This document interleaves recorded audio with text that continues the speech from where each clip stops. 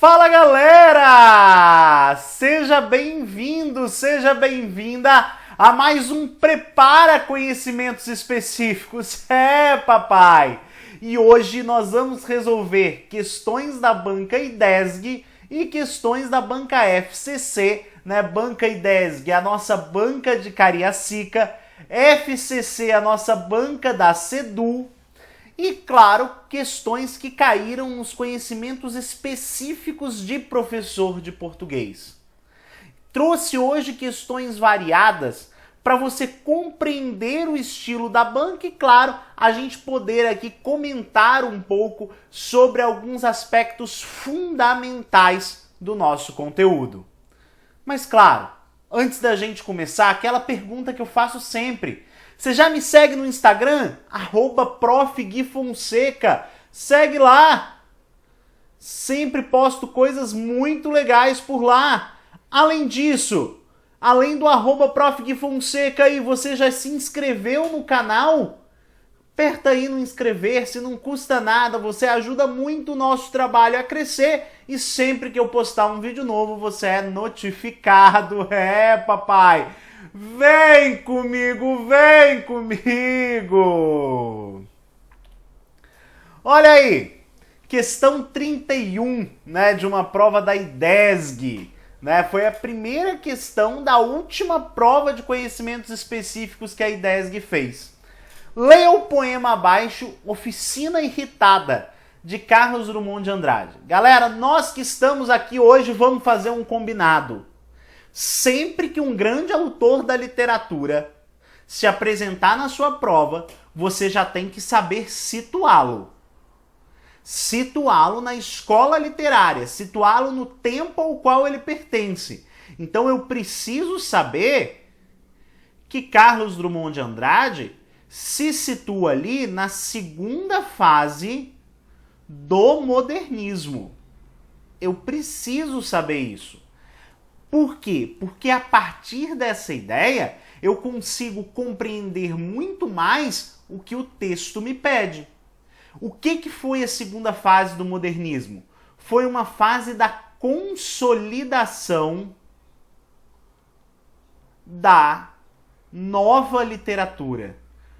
Consolidação da literatura, vamos dizer assim, livre.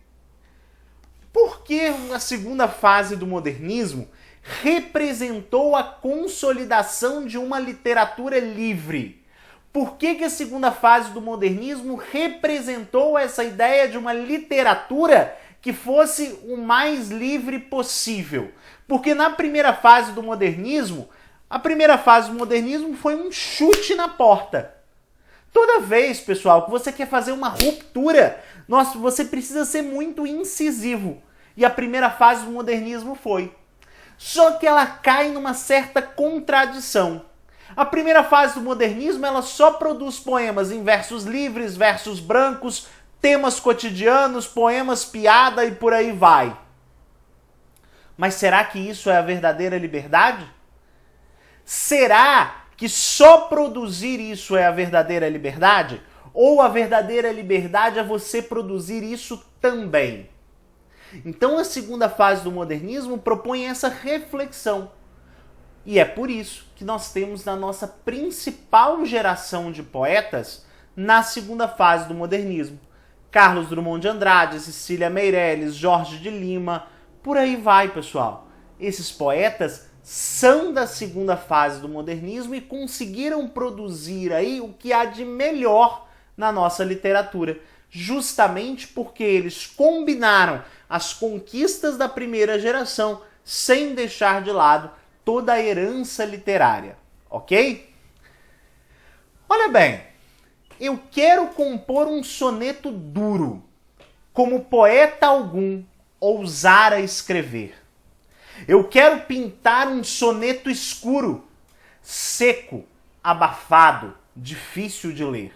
Repare, olha como isso, né, tem muito de modernista aí.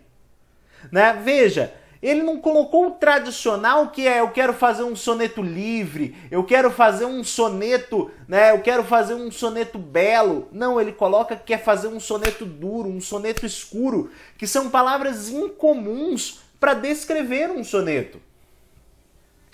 Olha bem, quero que meu soneto no futuro não desperte em ninguém nenhum prazer. E que no seu maligno ar imaturo ao mesmo tempo saiba ser, não ser. Ou seja, ele quer aqui, que o soneto seja contradição. Que o soneto, porque imaturo, esteja no ser e no não ser. Esse meu verbo antipático e impuro há de pungir, há de fazer sofrer. Tendão de Vênus sob o pedicuro. Ninguém o lembrará. Por que tendão de Vênus? Porque ninguém se lembra do tendão de Vênus. Sob o pedicuro, ou seja, sob aquele que cuida dos pés, debaixo daquele que cuida dos pés. Ninguém o lembrará. Ninguém lembrará desse soneto. Tiro no muro, cão mijando no caos, enquanto Arcturo, claro enigma, se deixa surpreender. E aí, pessoal, vamos observar os questionamentos que são feitos a partir desse poema.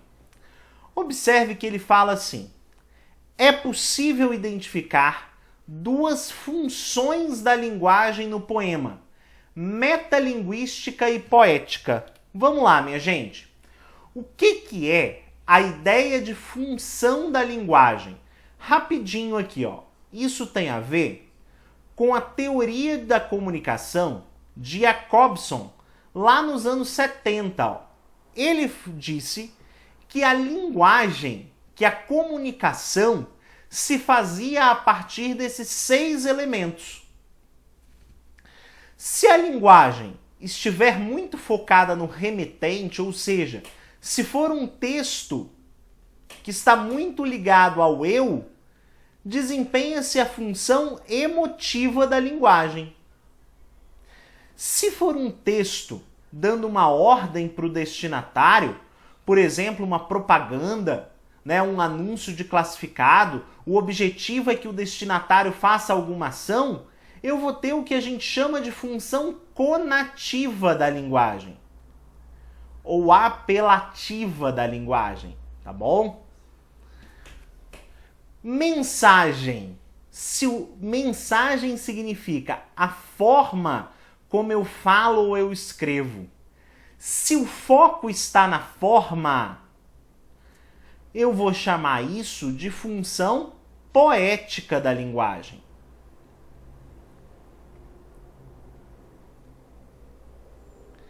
Se o foco está no contexto, ou seja, contexto aqui pra gente, entenda como conteúdo. Se o foco está no conteúdo, eu vou chamar isso de função referencial. Referencial. Se o foco está no canal, ou seja, se o foco está no meio de comunicação que eu uso, se o objetivo daquela comunicação é só testar o canal, é só testar para ver se a comunicação funciona, a gente vai chamar isso de função fática. Sabe aquela conversa de elevador? Nossa, tá quente hoje, né? Veja, ela não tem objetivo nenhum, ela tem o objetivo só de testar o canal de comunicação.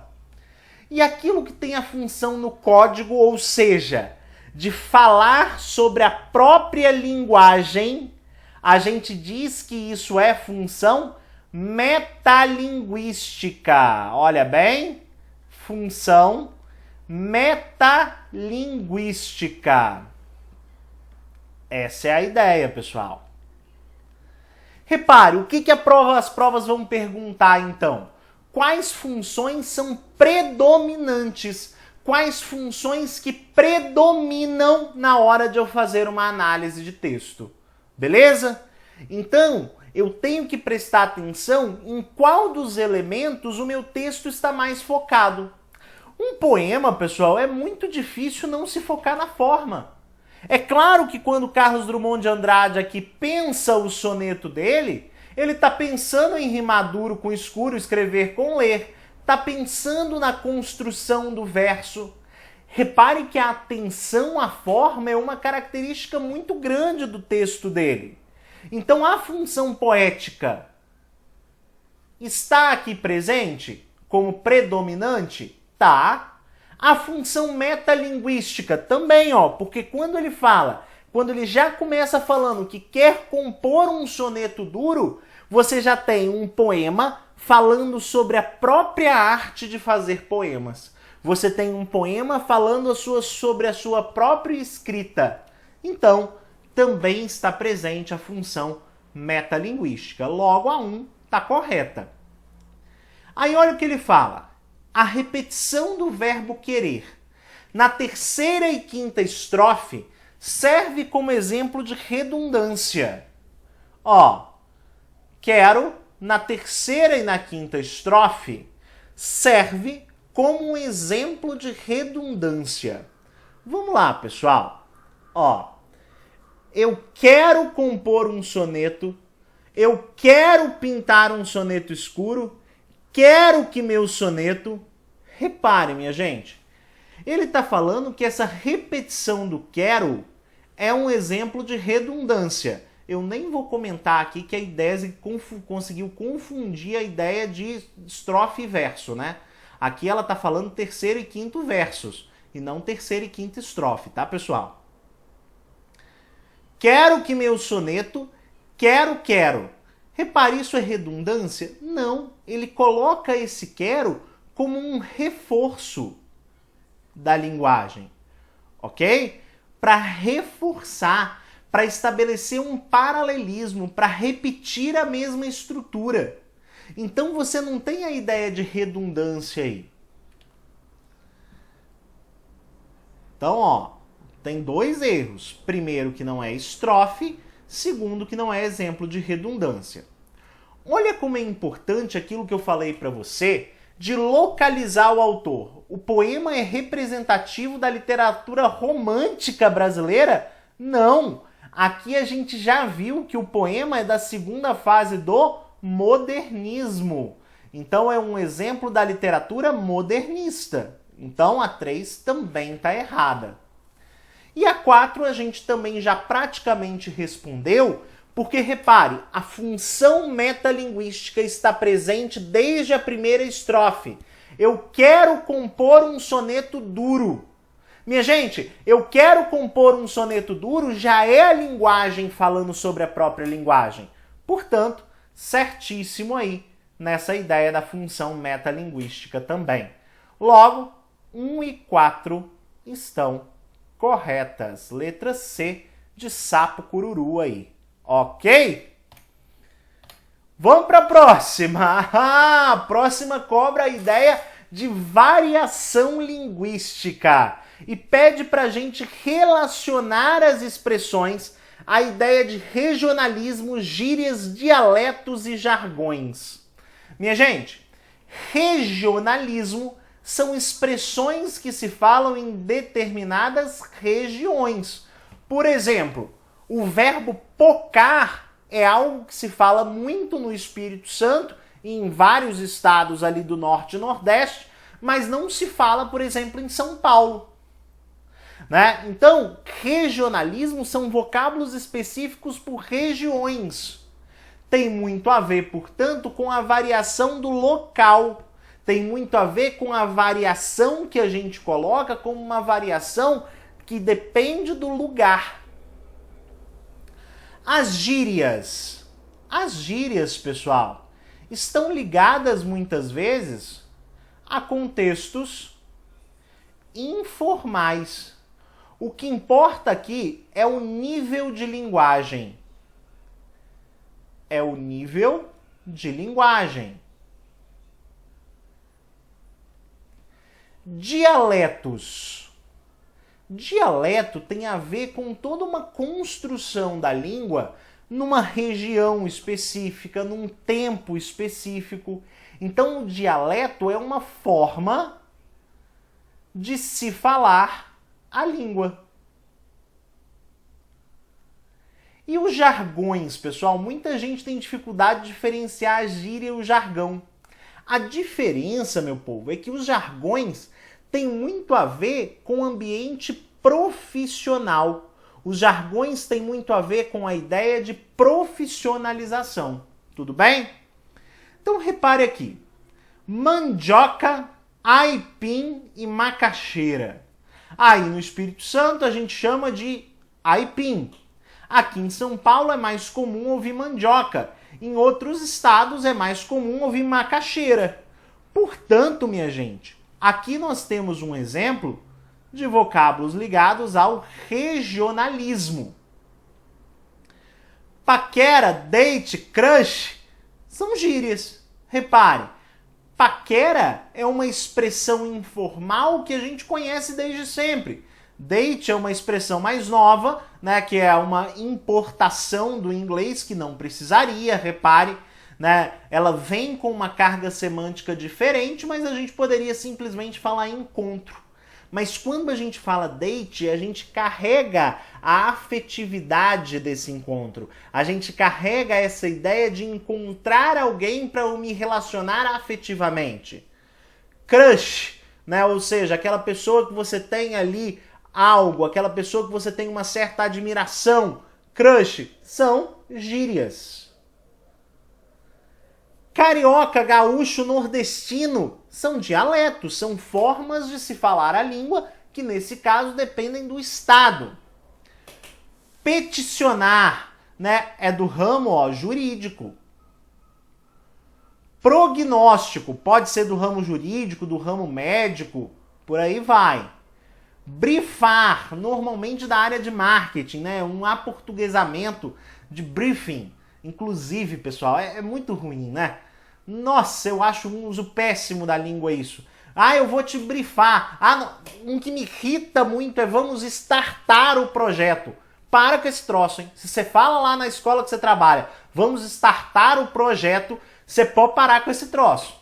É vamos iniciar o projeto. Isso, apesar de ter virado um jargão aí do mundo corporativo, ele não é interessante de usar porque você tem a mesma expressão em português. Tá? Então, ó, nós temos aqui jargões. Veja, ficou na ordem, né? 1A, 2B, 3C, 4D. Letra A. Ah, papai! Tá fácil gabaritar conhecimentos específicos. Vem! Observe as frases abaixo e assinale aquela cujo emprego da vírgula está correto. E aí tem aquilo que eu falei para você. Lembra quando eu te falo que, né, quando ele quer puxar a gramática para específica, ele vai cobrar algo mais aprofundado? Repare, ele cobrou aqui um uso que quase não se cobra em provas normais, que é o uso da vírgula com o E.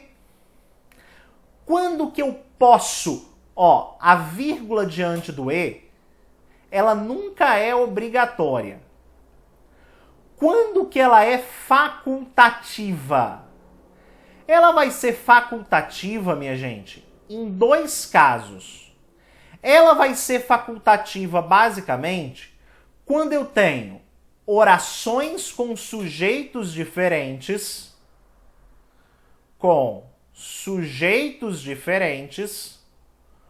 ou quando eu tenho o E exercendo outros valores semânticos. Por exemplo, quando o E substitui um mas, quando o E, né, ele está na função adversativa, nesse caso eu posso colocar a vírgula. Então eu só posso colocar a vírgula quando eu tiver sujeitos diferentes nas orações ou quando o E exercer outros valores semânticos. Olha bem, é o que acontece aqui na letra A. Olha aqui comigo. O calor excessivo agride as praias, nós temos o calor excessivo como sujeito de agride. E os pais se preocupam com toda a razão. Aqui o sujeito é os pais. Então a vírgula aqui é permitida, ok? Por quê? Porque eu tenho duas orações com sujeitos diferentes. Já achamos a resposta, letra A. Vamos conferir o erro das outras? Olha bem, fomos à praia sem protetor solar. e voltamos com queimaduras no corpo. Aqui está errado porque ó, o sujeito da primeira oração é nós. E o segundo também é nós. Então não faz sentido essa vírgula aqui. Porque se as orações tiverem sujeitos iguais, a vírgula não é facultativa. A vírgula é proibida. Então, errado. Não se deve falar mais índio, mas sim indígena. Minha gente, tem dois modos de você consertar isso aqui. Um modo que eu gosto mais, que é você colocar outra vírgula aqui para isolar o sim, porque o sim normalmente vem entre vírgulas e tem sido aceito também você tirar todas as vírgulas. O que você não pode? Você colocar a vírgula só depois do sim. Isso não pode. Então tá errado. Ela está meditando, logo não quer ouvir nenhum barulho. Não faz sentido essa vírgula aqui depois do logo, mesmo que seja uma conjunção conclusiva, porque eu estou continuando a frase. Se eu tivesse colocado um ponto e depois o logo, aí eu poderia. Mas nesse caso aqui, continuando a frase, é melhor que você não tenha essa vírgula depois do logo. Então, resposta aí, letra A. Legal, galera? Olha só. Se você ainda não está no nosso grupo de WhatsApp de professores de português, entra lá. Tem muita coisa boa lá. Eu sempre mando material das aulas por lá. E eu vou divulgar muito em breve o nosso super aulão para a banca de Cariacica. Depois a gente vai falar do projeto Sedu, mas muito em breve eu vou lançar o nosso aulão Conhecimentos Específicos IDESG. Um aulão voltado só para os professores de português. Então não perde, se você ainda não está no grupo, clica aí para entrar no grupo. Vamos agora a duas questões da FCC, e aqui eu vou puxar de você hoje, hein? Olha só, Garcia aponta que o paralelismo sintático e semântico remete à lógica da correlação e associação de ideias. Por isso, sua ausência pode provocar incoerência. No entanto, autores de várias épocas usaram-na com propósito estilístico. Minha gente, muita atenção ao que ele diz aqui. O que autores de várias épocas usaram com propósito estilístico? Ó, a ausência de paralelismo, tá bom? Cuidado, o que é o paralelismo? É você usar estruturas paralelas. Isso é algo que a gente precisa fazer no nosso texto. Por exemplo, tá errado eu falar assim, né? Ó, um erro de paralelismo sintático é eu fazer assim, ó. Ó, por exemplo, há duas coisas que quero. Há duas coisas que quero. Ser aprovado e, sei lá, um filho. Por que isso aqui estaria errado, pessoal? Né? Sob a ótica do paralelismo. Porque tá vendo aqui, ó, eu enfileirei duas coisas que eu quero. Só que aqui eu iniciei com um verbo. E aqui o núcleo da minha expressão foi um substantivo. Então, como que seria bom eu corrigir? Colocar um verbo aqui, por exemplo. Ok? Isso seria um erro de paralelismo sintático. E semântico? Seria, por exemplo, ó, visitei 2 bonitos lugares. 2 bonitos lugares. Sei lá, Minas Gerais e Vitória. Por que não faz sentido isso aqui, pessoal? Visitei 2 bonitos lugares, Minas Gerais e Vitória. Porque Minas Gerais, minha gente, é um estado. E Vitória é uma cidade. Então não faz sentido você combinar essas duas coisas na mesma asserção, na mesma ideia, na mesma citação. Tá vendo? Então ele quer saber, atenção, ele quer saber em qual afirmativa, em qual frase desses grandes autores a falta de paralelismo foi usada com propósito estilístico. É isso que ele quer saber, ó. Duas coisas prega hoje a igreja a todos os mortais. Ó, duas coisas. Ambas grandes, ambas tristes, ambas temerosas, ambas certas. Repare, pessoal, ele aqui foi citando, ó, ambas grandes, ambas tristes, ambas temerosas, ambas certas. Ele foi dando aqui estruturas paralelas. Ele foi colocando numeral ambas, numeral porque representa dois, né? Grandes, tristes, temerosas e certas são adjetivos. Perfeito. Não tem aqui falta de paralelismo. Então a A eu posso excluir. Letra B. O corpo do vaqueiro derreava-se. As pernas faziam dois arcos. Os braços moviam-se desengonçados. Do mesmo jeito, pessoal, ó. As pernas faziam alguma coisa, os braços se moviam para outra coisa. Repare, você tem a mesma estrutura. O sujeito é uma parte do corpo, um verbo e o que se fazia. O sujeito é uma parte do corpo, um verbo e o que se fazia. Também você não tem uma falta de paralelismo aqui. De estado calado, ele sempre aceitava todo bom e justo conselho, mas não louvava a cantoria. Estavam falando todos juntos? Então Medeiro Vaz não estava lá. Repare, se a gente ler aqui a frase, a gente não vai ver nenhum ponto em que há uma falta de paralelismo nem sintático nem semântico. Né? Você, ó, ele sempre aceitava todo bom e justo conselho. Ponto, fez uma adversativa, né? Fez uma frase adversativa e continuou. Fez ponto, começou a frase com verbo, super ok. Começou uma frase conclusiva com então e foi embora. Show de bola. Então, também não é essa. Cotejava o passado com o presente. Cotejo, pessoal, é uma síntese, tá? Um resumo. Que era um ano? Professor. Que é agora? Capitalista. Então, ó, que era há um ano, que é agora, estão na mesma estrutura. E eu estou respondendo com o nome. Perfeito também.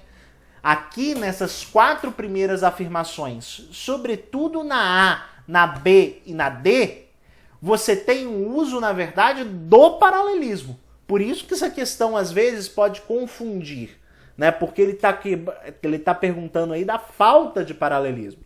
Na A, na B e na D, por exemplo, o paralelismo foi usado de forma destacada, como um recurso estilístico. Veja que na E ele fala assim: já um estirão era andado quando numa roça de mandioca adveio aquele figurão de cachorro, uma peça de 20 palmos de pelo e raiva. 20 palmos de pelo até que vai. Agora 20 palmos de raiva? Repare, você entendeu o que é. Mas não faz sentido você associar palavras de campos semânticos tão diferentes. Ó, pelo é concreto. Raiva é muito abstrato. E ele usou essa combinação de pelo e raiva por um propósito estilístico. Ele usou essa combinação de pelo e raiva para provocar um efeito semântico. Então, letra E é a correta aqui. Legal, galera? Essa puxou, né? Essa foi uma questãozinha da prova da FCC. E, por fim, de novo uma questão da prova da FCC, mas essa é um pouco mais da nossa vivência. Olha só. Ensinar o leitor-aluno a fixar objetivos. É até um trecho, tá, pessoal? Do currículo da SEDU. Ensinar o leitor-aluno a fixar objetivos e a ter estratégias de leitura, de modo a perceber que essa depende da articulação de várias partes que formam um todo. É então um pressuposto metodológico a ser considerado. O leitor está inserido no contexto e precisa considerar isso para compreender os textos escritos.